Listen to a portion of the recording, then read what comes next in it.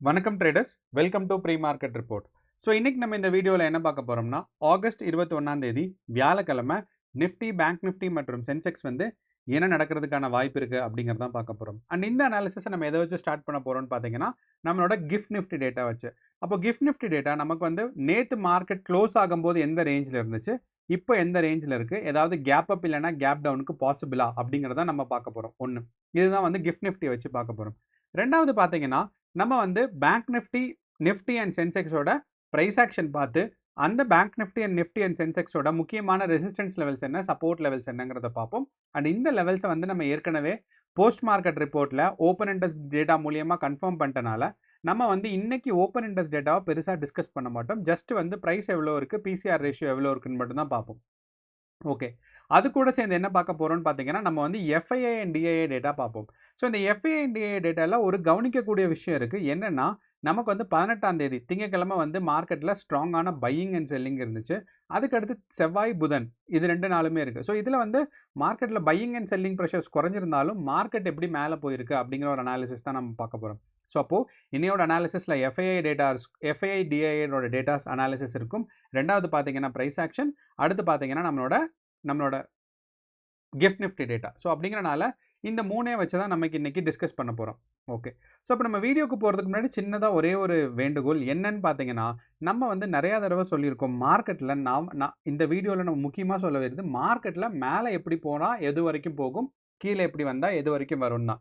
So இப்போ 2 பக்கம் இருக்கிற முக்கியமான டைரக்ஷனை சொல்கிறோம். ஒன்று, ரெண்டாவது அனாலிசிஸோ அண்ட் மார்க்கெட்டை பார்க்குறது எந்தெந்த டேட்டாஸ் எல்லாம் வச்சு பார்க்கணுன்னு. ஃபார் எக்ஸாம்பிள், நிறையா பேர் எங்கிட்ட கேட்டிருக்காங்க, ஏன் நம்ம இந்த டேட்டாஸ்லாம் பார்க்கணும், வெறும் நம்ம ப்ரைஸ் ஆக்ஷன், நிஃப்டியோட ப்ரைஸ் ஆக்ஷன் மட்டும் பார்த்தா போதுமே, டெக்னிக்கல் அனாலிசிஸ் இருக்குது, நம்மளுக்கு இண்டிகேட்டர்ஸ் இருக்குது, இதெல்லாம் பத்தாதா அப்படின்னா கண்டிப்பாக பத்தாது. ஏன்னா நம்ம ஒரு இண்டிவிஜுவல் ட்ரேடருங்கிற லெவலில் யோசிக்கிறோம். ஆனால் ஒரு ஸ்ட்ராங்கான ஒரு ப்ரோ ட்ரேடர்ஸ் இல்லைனா ஒரு பல்கான இன்வெஸ்டர்ஸ் எல்லாம் இருக்காங்க பார்த்தீங்கன்னா, இன்ஸ்டிடியூஷனல் இன்வெஸ்டர்ஸ்னு சொல்லுவாங்க.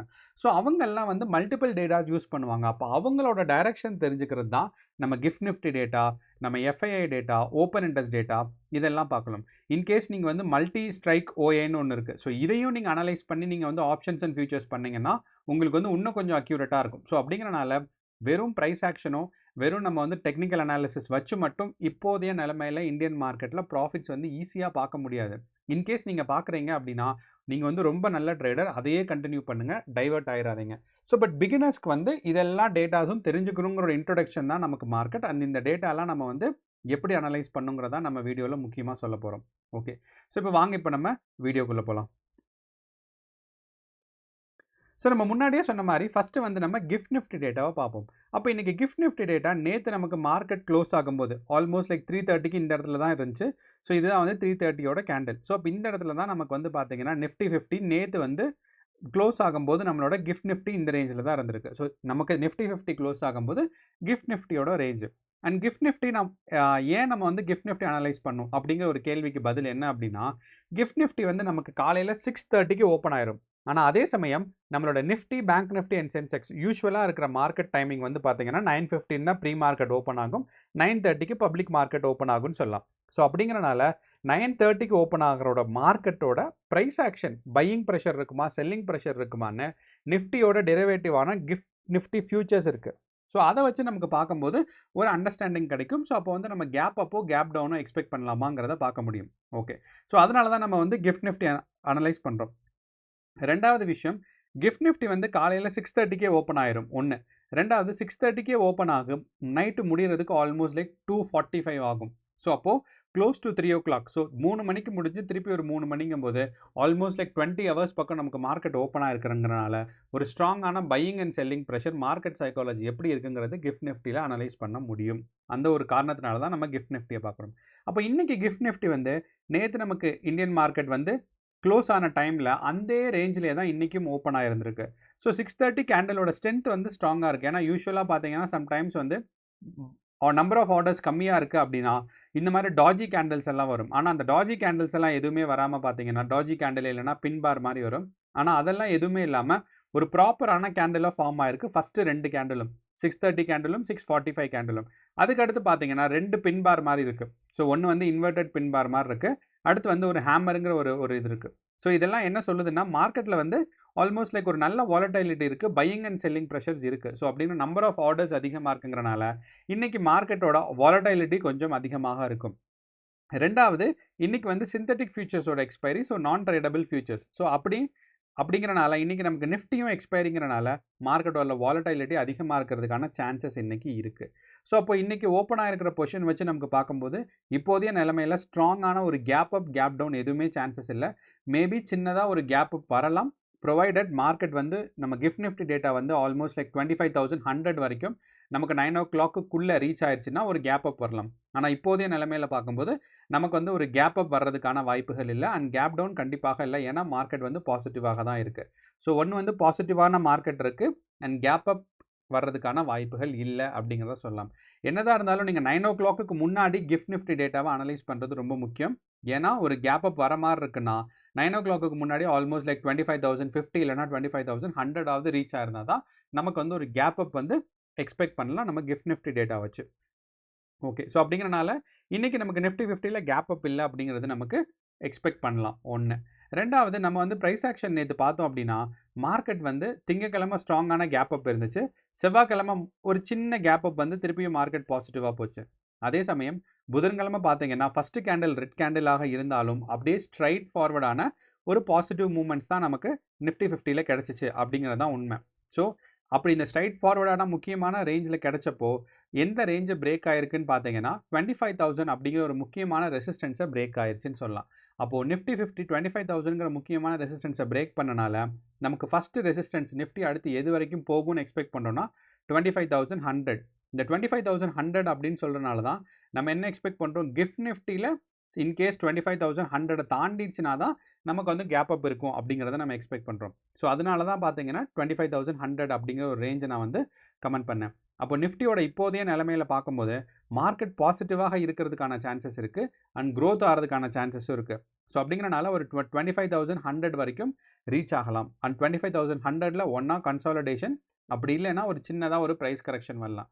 இன்கேஸ் நமக்கு கேப் அப் வருமா அப்படிங்கிறது தெரியாது, வந்து இந்த 25,100 பக்கத்துலையோ இல்லைனா இதுக்கு மேலேயோ வந்துருச்சுன்னா market will be pushed to 25,700 25,500 வரைக்கும் மார்க்கெட் புஷ் ஆகிறதுக்கான சான்சஸ் இருக்குது. ஸோ இங்கே நடந்துருச்சுன்னா இன்ட்ராடேல இல்லை, பட் அடுத்த வாரம் எக்ஸ்பைரிக்குள்ளே மார்க்கெட் வந்து 25,500 ரீச் ஆகிறதுக்கான சான்சஸ் இருக்குது. அண்ட் இன்றைக்கி எக்ஸ்பைரியில் நம்ம எக்ஸ்பெக்ட் பண்ணுற ஒரு கால் ஆப்ஷன் ரேஞ்ச் எவ்வளோ தூரம் இருக்கணும் அப்படின்னு பார்த்தீங்கன்னா 25,100 அப்படி இல்லைன்னா ஒரு 25,150க்குள்ளே உங்களோட கால் ஆப்ஷன்ஸ் இருந்துச்சு அப்படின்னா chance of probability profit making வந்து ப்ராபபிலிட்டியோட சான்ஸ் வந்து கொஞ்சம் அதிகம். ஸோ அப்படிங்கிறனால நிஃப்டி 50ல் நீங்கள் தயவு செய்து ஃபார் அவுட் ஆஃப் த மணியில் எடுக்காதீங்க. இந்த far out of the money option செயினில் வந்து ஈஸியாக கண்டுபிடிக்கலாம். எப்படி அப்படின்னா இந்த ஆப்ஷன் செயினில் பர் லாட் கிளிக் பண்ணாமல் நார்மலாக சிங்கிள் ஸ்டாக்குக்கு நமக்கு பார்க்கும்போது இந்த டெல்டா வேல்யூ 0.2 இல்லைனா 0.2க்கு அடுத்து இருக்கிற ஸ்ட்ரைக் ப்ரைஸ் இந்த இடத்துல பார்த்தீங்கன்னா 0.23 இருக்குது. ஒன்றா இது இல்லைனா இந்த 25,200. ஸோ இதனால தான் நம்ம சொன்னோம் 25,000 கூடி போனால் 25,150 சொன்னோம். ஸோ இந்த டெல்டா வேல்யூ வந்து 0.2க்குள்ளே எடுத்தீங்க அப்படின்னா கால் ஆப்ஷன் சைடாக இருக்கட்டும் இல்லை அதே சமயம் புட் ஆப்ஷன் சைடாக இருக்கட்டும் உங்களுக்கு வந்து சான்ஸ் ஆஃப் ப்ராஃபிட் மேக்கிங்கோட ப்ராபபிலிட்டி வந்து கொஞ்சம் அதிகம். ஸோ அந்த ஒரு காரணத்தினால தான் நம்ம வந்து இந்த 0.2ங்கிற ஒரு டெல்டா வேல்யூ சொல்கிறோம். ஒன்று. ரெண்டாவது, இந்த டெல்டா வேல்யூ ஏன் எக்ஸ்பைரி டே அன்றைக்கி தான் கொஞ்சம் பெட்டராக ஒர்க் ஆகும், மற்ற நாள் வந்து கொஞ்சம் ஒர்க் ஆகும், சில நேரங்களில் ஒர்க் ஆகாது. பட் டுவர்ட்ஸ் தி எக்ஸ்பைரி டே ஒரு நாள் இருக்குது இல்லைனா 2 நாள் இருக்குன்னா அந்த டைம் வந்து இந்த 0.2ங்கிற டெல்டா வேல்யூ ஒர்க் ஆகும். ஸோ இந்த டெல்டா வேல்யூ என்ன அப்படின்னா நம்ம ஏற்கனவே சொல்லியிருக்கோம், நமக்கு வந்து இங்கேயே டெஃபினிஷன் இருக்குது. நம்மளோட ஆப்ஷன் சப்போஸ் இந்த இடத்துல நிஃப்டின்னு இருக்குது, அப்போ நிஃப்டி ₹1 மேலே போச்சுன்னா நமக்கு இந்த ஆப்ஷனோட ப்ரைஸ் எவ்வளோ மேலே போகும்னு இருக்குது. ஸோ டெல்டா வேல்யூ 0.2னா நமக்கு என்ன சொல்லுதுன்னா நிஃப்டி ₹1 மேலே போச்சுன்னா நமக்கு வந்து ஆப்ஷனோட ப்ரைஸ், அதாவது இந்த ஸ்ட்ரைக் ப்ரைஸோட ப்ரைஸ் வந்து மேபி நமக்கு வந்து 20 பைசா மேலே போகிறதுக்கான வாய்ப்புகள் இருக்குன்னு. ஸோ அதனால தான் நமக்கு வந்து இந்த இதுக்குள்ளே வாங்க சொல்கிறோம். ஏன்னா அதுக்கு கீழே இருந்து மார்க்கெட் கெயின் பண்ணி ₹1 வர்றது கஷ்டம். ஏன்னா அட் த மணி இல்லைனா இன்சைட் த மணி பார்த்தீங்கன்னா உங்களுக்கு தெரியும் which will be close to ₹1. So அப்படின்னா நிஃப்டி ₹1 மூவ் ஆச்சுன்னா இந்த மணியில் இருக்க கால் ஆப்ஷன்ஸ் எல்லாமே ₹1 மூவ் ஆகும். ஸோ அதனால தான் அது வந்து delta value is close to 1. So 1 இருக்கிறதுங்கிறது வந்து பாருங்கள் ஃபார் அவுட் ஆஃப் த மணியில் தான் இருக்குது. ஸோ அப்படிங்கிறனால டெல்டா வேல்யூக்குள்ளே ஃபார் அவுட் ஆஃப் த மணியில் நீங்கள் வந்து பொசிஷன்ஸ் எடுக்க வேணாம். இந்த 25,100 இல்லைனா 25,200க்குள்ளே நீங்கள் பொசிஷன்ஸ் எடுத்தீங்கன்னா நமக்கு வந்து ஒரு ப்ராஃபிட்டபிலிட்டிக்கான சான்சஸ் அதிகம். அதே மாதிரி டவுன் சைட் போகும்போது பார்த்தீங்கன்னா நீங்கள் 25,000 தான் நமக்கு நிஃப்டி 50யை பொறுத்தளவு ஃபஸ்ட்டு சப்போர்ட் இன்னையோட மார்க்கெட்டில் ஃபஸ்ட்டு சப்போர்ட்டுங்கிறது நமக்கு 25,000 தான் நிஃப்டி 50. ஸோ அப்படிங்கிறனால இந்த 2 ரேஞ்சுக்குள்ளே தான் மார்க்கெட் மூவ் ஆகிறதுக்கு சான்சஸ் இருக்குது. எனக்கு தெரிஞ்சு மார்க்கெட் பாசிட்டிவாக 25,000 வரைக்கும் போகலாம். ஏன் நிஃப்டி 50 இவ்வளோ தூரம் கான்சன்ட்ரேட் பண்ணுறோன்னா இன்றைக்கி எக்ஸ்பைரடிங்கிறனால. ஓகே, ரெண்டாவது நம்மளோட சென்செக்ஸ். அண்ட் சென்செக்ஸ் நம்ம என்ன எக்ஸ்பெக்ட் பண்ணிட்டு இருக்கோம்னா நிஃப்டியோட ப்ரைஸ் ஆக்ஷன் தான் ஆல்மோஸ்ட் ஃபாலோ ஆகும் அப்படிங்கிறத எக்ஸ்பெக்ட் பண்ணிட்டு இருக்கோம். ஸோ அதே மாதிரி ஒரு ஃபாலோ ஆச்சு அப்படின்னா மார்க்கெட் வந்து அடுத்த ரெசிஸ்டன்ஸான சென்செக்ஸில் வந்து 82,000 வரைக்கும் போகலாம். ஸோ இது கொஞ்சம் கீழே இருக்குது, ஒரு 30 பாயிண்ட்ஸ் கீழே இருக்குது. அப்படிங்கிறனால இது வந்து நம்ம ப்ரைஸ் ஆக்ஷன் மூலியமாக போட்டிருக்கோம். பட் ஆக்சுவல் ரெசிஸ்டன்ஸ் வந்து ஒரு 82,000 வரைக்கும் போகிறதுக்கான சான்சஸ் இருக்குது. மேபி இந்த இது இல்லைன்னா நீங்கள் வந்து ஒரு பேண்ட் மாதிரி வச்சுக்கோங்க. ஏன்னா ஒரு பாயிண்ட்லேருந்து நமக்கு மேலே ஒரு 30 பாயிண்ட்ஸ் இல்லைனா கீழே ஒரு 30 பாயிண்ட்ஸ் வைக்கலாம். ஸோ அப்படிங்கிறனால இப்போ இருக்கிற ப்ரைஸ்லேருந்து ஒரு 25 பாயிண்ட் மேலே வச்சோன்னா நமக்கு 82,000 வந்துடும். ஸோ இப்போ இந்த ரேஞ்சை வந்து இன்றைக்கி டெஸ்ட் பண்ணுறதுக்கான சென்செக்ஸ் வந்து இன்றைக்கி இந்த ரேஞ்சை டெஸ்ட் பண்ணும். ஸோ இந்த ரேஞ்சை ரீச் ஆனதுக்கப்புறம் எய்தர் வந்து மார்க்கெட் வந்து ட்ரெண்ட் ரிவர்ஸ் ஆகலாம், இல்லைனா ஒரு கன்சாலிடேஷன் ஃபேஸ் ஆகறதுக்கான சான்சஸ் கொஞ்சம் அதிகமாக இருக்குது. ஸோ ஸ்ட்ராங்கான கேப் அப் நம்ம எக்ஸ்பெக்ட் பண்ணாதனால இன்றைக்கி நம்ம சென்செக்ஸோட ரெசிஸ்டன்ஸும் பார்த்தீங்கன்னா 82,000 தான் நமக்கு சென்செக்ஸோட ரெசிஸ்டன்ஸ் இருக்குது அப்படிங்கிறத நமக்கு சொல்லலாம். ஓகே, அடுத்து நமக்கு மூணாவது பார்த்தீங்கன்னா நம்மளோட bank Nifty. And bank Nifty வந்து லாஸ்ட் 2 டேஸாக, அதாவது நமக்கு வந்து 20ஆம் தேதியிலேருந்து பார்த்தீங்கன்னா மார்க்கெட் வந்து கன்சாலிடேட் தான் ஆகிட்டுருக்கு. 20ஆம் தேதியும் கன்சாலிடேஷன், அதுக்கடுத்து பார்த்தீங்கன்னா 19ஆம் தேதியும் கன்சாலிடேஷன். 18ஆம் தேதி மட்டும் பார்த்தீங்கன்னா ஒரு கேப் அப்லேருந்து மார்க்கெட் வந்து ஒரு டவுன் சைடு வந்துச்சுன்னு நம்ம சொல்லலாம். ஸோ மார்க்கெட் வந்து 18ஆம் தேதி திங்கக்கிழமை மட்டும் மார்க்கெட் வந்து கேப் அப் தான் ஓப்பன் ஆச்சு. பட் ஆனால் மார்க்கெட் வந்து ஒரு ப்ரைஸ் கரெக்ஷன் வந்துச்சு. அப்போ இந்த ப்ரைஸ் கரெக்ஷன் ரேஞ்ச் எதுக்குள்ளே இருக்குன்னு பார்த்தீங்கன்னா 56,000க்கும் 55,500க்கும். அப்போ ஒரு 500 பாயிண்ட் கேப்பில் இருக்குது. அப்போ இந்த 500 பாயிண்ட் கேப்பில் தான் நமக்கு வந்து இன்றைக்கும் நிஃப்டி 50 இருக்கிறது, பேங்க் நிஃப்டி இருக்கிறதுக்கான வாய்ப்புகள் கொஞ்சம் அதிகம். அண்ட் நேற்று பார்த்தீங்கன்னா கன்சாலிடேஷன் ரொம்ப டைட் பேக்டாக இருக்குது. ஸோ நம்ம என்ன சொல்லியிருந்தோம்னா இந்த ஃபஸ்ட்டு கேண்டில் மட்டும் விட்டுட்டோம் அப்படின்னா மார்க்கெட்டோட ஆல்மோஸ்ட் ரேஞ்ச் எவ்வளோ தூரம்னா 180 பாயிண்ட்ஸ் தான். ஸோ பேங்க் நிஃப்டிக்கு 180 பாயிண்ட்ஸுங்கிறது ரொம்ப ரொம்ப கம்மியான பாயிண்ட்ஸ் தான் மூவ்மெண்ட். அப்போ வந்து ஒரு டைட்டான ஒரு கன்சாலிடேஷன். ஸோ அப்போ அதே கன்சாலிடேஷன் நீடிக்கும் தான் இன்றைக்கும் எக்ஸ்பெக்ட் பண்ணுறோம். ஸோ மேபி கொஞ்சம் இந்த கன்சாலிடேஷன் மேலே போயிருக்கலாம். பட் ஸ்ட்ராங்கான ரெசிஸ்டன்ஸ் அண்ட் சப்போர்ட் என்னென்னு பார்த்தீங்கன்னா பேங்க் நிஃப்டியை பொறுத்தளவு 56,000ம் 55,500ம். ஸோ இந்த ரேஞ்சுக்குள்ளே தான் பேங்க் நிஃப்டி இருக்கிறதுக்கான சான்சஸ் இருக்குது. அப்போ நீங்கள் கால் ஆப்ஷனோ புட் ஆப்ஷனோ ஹோல்டு பண்ணுறதுனா இந்த ரேஞ்சுக்குள்ளே ஹோல்டு பண்ணுங்கள். சான்ஸ் ஆஃப் மேக்கிங் ப்ராபபிலிட்டி கொஞ்சம் அதிகம். ஓகே, ஸோ இதுதான் நம்மளோட ஒரு ஓவரால் பிக்சர். அப்போ நம்ம ப்ரைஸ் ஆக்ஷன் பார்த்துட்டோம், கிஃப்ட் நிஃப்டி பார்த்துட்டோம். அண்ட் நம்ம வந்து ஆப்ஷன் ஓப்பன் இன்ட்ரெஸ்ட் டேட்டா நம்ம வந்து போஸ்ட் மார்க்கெட் ரிப்போர்ட்லேயே இதோட இன்ட்ரெஸ்ட்டெல்லாம் நம்ம பார்த்துட்டோம் தான் ஓப்பன் இன்ட்ரெஸ்ட் டேட்டா எப்படி இருக்குன்னு. ஆனாலும் நமக்கு பிசிஆர் ரேஷியோவில் நிஃப்டி 50 பார்த்தீங்கன்னா ஆல்மோஸ்ட் லைக் நமக்கு வந்து எக்ஸ்பைரி டே பக்கத்தில் இருக்குது. ஸோ அப்படிங்கிறனால பிசிஆர் ரேஷியோ 0.21 இருக்குது. இது வந்து நம்மளோட ப்ரைஸ் ஆக்ஷனும் அனாலிசிஸ்க்கும் அகெயின்ஸ்டாக தான் இருக்குது. ஸோ அப்படிங்கிறனால நம்ம இன்றைக்கி கேர்ஃபுல்லாக இருக்கணும். ஏன்னா நம்மளோட பிசிஆர் ரேஷியோ ஒரு டைரக்ஷன் சொல்லுது, அதே சமயம் நம்மளோட price action and support and resistance வந்து வேற ஒரு டைரக்ஷன் சொல்லுதுங்கிறனால மார்க்கெட்டில் நீங்கள் இன்றைக்கி கேர்ஃபுல்லாக இருக்கணும். அண்ட் எக்ஸ்பைரி டே வேறு. அதே சமயம் நம்மளோட பேங்க் நிஃப்டியோட பிசிஆர் ரேஷியோ பார்த்தீங்கன்னா கிளியராக இருக்குது. என்னென்னா ரேஞ்ச் பவுண்டாக இருக்கிறதுக்கான வாய்ப்புகள் தான் இருக்குது. ஸோ ஸ்ட்ராங்கான ஒரு கால் ஆப்ஷன் மேலே போனாலும் மார்க்கெட் இந்த இடத்துல 56,000லேருந்து ரிவர்ஸ் ஆகும். அதே சமயம் இந்த இடத்துல புட் ஆப்ஷன்லேருந்துமே மார்க்கெட் வந்து இந்த ரேஞ்ச் பவுண்டாக இருக்கிறதுக்கான சான்சஸ் இருக்குது. கடைசியாக பார்த்தீங்கன்னா நம்மளோட சென்செக்ஸ்.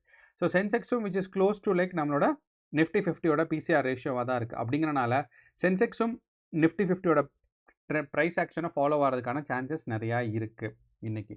அடுத்து நம்மளோட எஃப்ஐஐ டேட்டா. ஸோ இந்த எஃப்ஐஐ டேட்டாவில் முக்கியமாக கவனிக்கக்கூடியது என்னென்னு பார்த்தீங்கன்னா திங்கக்கிழமை ஸ்ட்ராங்கான பையிங் இருந்துச்சு. இந்த எஃப்ஐஐ டேட்டா நம்ம முக்கியமாக இப்போ பார்க்குறது வந்து நிஃப்டியோட தான். ஸோ அப்படிங்கிறனால திங்கக்கிழமை ஸ்ட்ராங்கான பையிங் இருந்துச்சு. ஓகே, அதனால ஒரு கேப் அப் வந்துச்சு. அந்த கேப் அப்க்கு அப்புறம் மார்க்கெட் கொஞ்சம் மேலே போச்சு. ஓகே, அதே மாதிரி செவ்வாய்க்கிழமை பார்த்தீங்கன்னா அந்த பையிங் வந்து ரொம்பவே குறைஞ்சிருச்சு. நெட் வந்து பார்த்தீங்கன்னா நமக்கு வந்து நெகட்டிவாக இருந்துச்சு. அதே மாதிரி புதன்கிழமையும் பையிங் ரொம்ப குறைஞ்சு செல்லிங் கொஞ்சம் பையிங்கை விட அதிகமாக இருக்குது. ஸோ திங்கக்கிழமைக்கு இதுக்கும் கம்பேர் பண்ணோம்னா பையிங்கில் பார்த்தீங்கன்னா ஆல்மோஸ்ட் லைக் ஒரு 9,000 கோடி டிஃப்ரென்சஸ் இருக்குது. கரெக்டாக சொல்லணும்னா 8,400 கோடி டிஃப்ரென்சஸ் இருக்குது. அதே மாதிரி செல்லிங்லேயும் பார்த்தோம்னா நமக்கு ஒரு 7,000 கோடி டிஃப்ரென்சஸ் இருக்குது. ஆனாலுமே திங்கக்கிழமையும் மார்க்கெட் மேலே போச்சு, புதன்கிழமையும் மேலே போச்சு. ஸோ அப்படிங்கிறனால இந்த இது வந்து கேப் அப்கான ஒரு கன்சாலிடேஷன் தான் நான் எக்ஸ்பெக்ட் பண்ணுவேன்.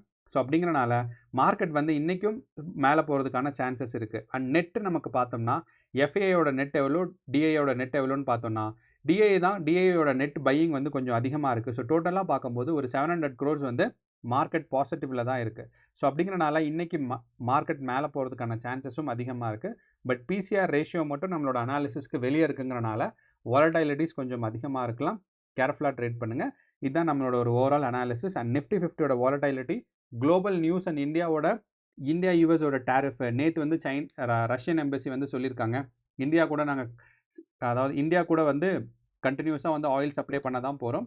அண்ட் ரஷ்யா வந்து இந்தியன் கூட்ஸ் எடுக்கிறதுக்கு நாங்கள் ரெடி. ஸோ அதனால் நீங்கள் வந்து யூஎஸ் வாங்கலைன்னா பிரச்சனை இல்லை, Russian market is always open for India அப்படிங்கிறத நம்மளோட ரஷ்யன் எம்பசிலேருந்து நேற்று இன்ஃபார்ம் பண்ணியிருக்காங்க. ஸோ அப்படிங்கிறனால மார்க்கெட் பாசிட்டிவாக போகிறதுக்கான சான்சஸ் கொஞ்சம் அதிகமாக தான் இருக்குது. கேர்ஃபுல்லாக ட்ரேட் பண்ணுங்கள். All the best. நன்றி, வணக்கம்.